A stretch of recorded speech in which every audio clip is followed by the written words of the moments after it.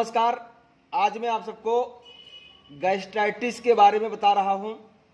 Gastritis क्यों होता है, होने के बाद में आपको क्या क्या लक्षण दिखाई देते हैं और इसका इलाज हम लोग किस तरह से करते हैं, तीनों चीज़ें आप सबको बताऊंगा।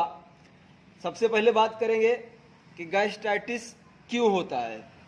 गैस्ट्राइटिस होने का जो रीज़न है वो ये है कि हम लोग बाहर का खाना ज़्यादा खाएंगे, जंक फूड ज़्यादा खाएंगे, तो हमारा जो ये पेट है, पेट की जो दीवार है जहाँ पे, जिसे हम म्यूकस मेम्ब्रेन बोलते हैं, म्यूकस की मेम्ब्रेन धीरे धीरे ख़त्म होने लगती है। उसके बाद में हमारा जो पेट है वहाँ पे सूजन आने लगता है, और जैसे ये सूजन आ जाती है वैसे ही इसके अंदर जो लक्षण दिखाई देते हैं वो ये हैं कि आप खाना खाने के बाद में तुरंत आपको लगेगा कि हमारा पेट भारी हो गया है। दूसरी बात, आपको जो मल करेंगे यानी संडास करेंगे, आप मल त्याग करेंगे, उसके अंदर बदबू बहुत ज़्यादा आएगी। आपको ऐसा होता है ना? आता है। हाँ, ये हो रहा है। दूसरा जो लक्षण है, तीसरा, वो ये है कि ऐसे लोगों के सीने में कभी कभार जलन महसूस होता है। ठीक होता है आपको? होता है। तो ऐसा भी होता है। और क्या आपको महसूस होता है वो बताइए? भूख कम लगती है। भूख कम लगता है, यस। जिसे भी गैस्ट्राइटिस होगा उसे भूख लगना कम हो जाता है। ठीक है, तो क्या होगा कि ऐसे लोगों का जो पाचन है वो गड़बड़ हो ही जाता है।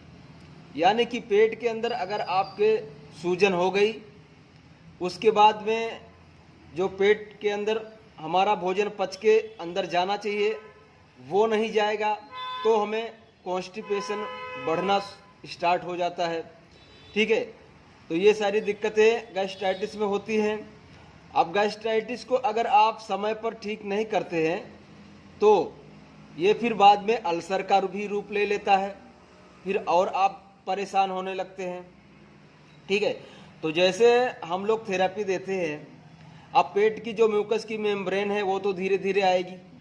अब थेरेपी देके हम लोग जैसे पेट के एरिया का या आंतों की एरिया का पूरा ब्लड सर्कुलेशन बढ़ाएंगे, तो म्यूकस की मेम्ब्रेन है, देखिए, ना एक दिन में ख़त्म होती है और ना ही एक दिन में आती है। इसीलिए आपको थेरेपी लेने से धीरे धीरे करके जैसे जैसे आपका डाइजेशन इम्प्रूव होता जाता है तो इस म्यूकस का मेम्ब्रेन भी आना शुरू हो जाता है। लेकिन इसके साथ में बहुत सारी हमें सावधानियां रखनी पड़ेंगी और जीवन शैली में बदलाव लाना पड़ेगा। यानी बाहर की चीज़ें आपको बिल्कुल भी बंद कर देनी है, तीखी चीज़ें, मसालेदार चीज़ें आपको नहीं खानी है, वो सारी चीज़ों का ध्यान रखना है। और जो भी आपको खाना है, ठीक है, आपको बहुत ज़्यादा चबा चबा के खाना है, यानी कि सलाइवा आपके मुंह में मिक्स हो जाए। जो भी आप भोजन ले रहे हैं पानी की तरह आपके पेट में मिक्स करने के बाद ही आपको अंदर जाने देना है।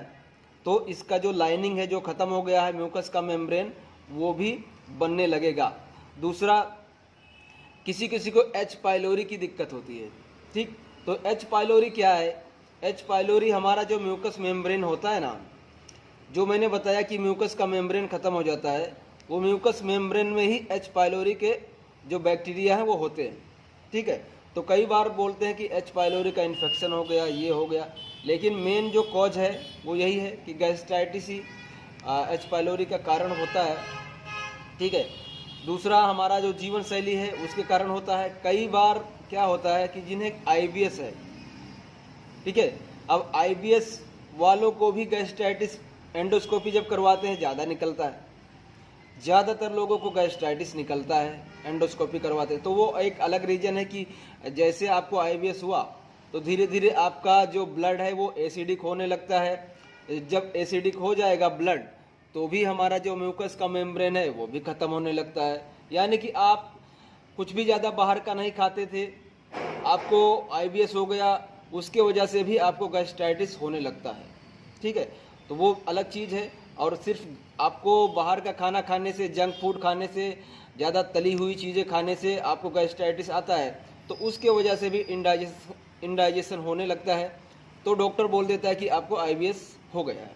ठीक है, तो ये सारी कहानी होती है। लेकिन जैसे हम थेरेपी देते हैं तो जैसे हम हाथों की मूवमेंट को सही करेंगे, कोलोन को बिल्कुल क्लियर करेंगे, तो वैसे भी पेट के एरिया में हम लोग ब्लड सर्कुलेशन बढ़ाएंगे तो ये सारी समस्या हल हो जाती है, धीरे धीरे सब कुछ ठीक हो जाता है। आपको ज़्यादा घबराने की ज़रूरत नहीं होती है, इसमें सब कुछ ठीक हो सकता है, ये मान के चलिए। ठीक है दोस्त, धन्यवाद।